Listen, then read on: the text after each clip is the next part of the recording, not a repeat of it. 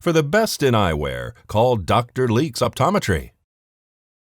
I think the reality is that they are somewhat of a concern, but they are to be expected with viruses, right?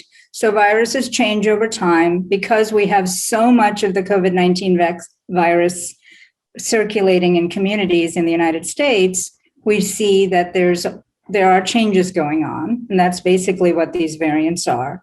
But what we know is that so far, all the vaccines seem to be working against these variants. So it's very important for people to know that the best way to fight against the variants is not so much to focus on the variants, but to get vaccinated. What we know so far is that some of the variants do seem to be more transmissible, so more infectious. That is true. Some of the early data suggests maybe not.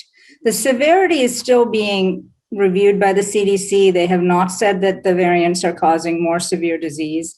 I think the fact that we're seeing it in younger people is because more older people are vaccinated now, right? And younger people are out and about and are more susceptible to infection. So I don't know that we think there's anything special that's making these variants cause disease in younger people, but it's because they're not vaccinated. They were not in the initial phase of vaccination. The good news is that right now we have vaccines that work against all the variants.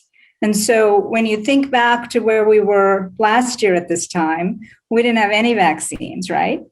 That doesn't mean I want to make sure I emphasize that COVID-19 is a very serious illness. Whatever variant you get, it's still a very serious illness, and people should try to avoid it as much as they can.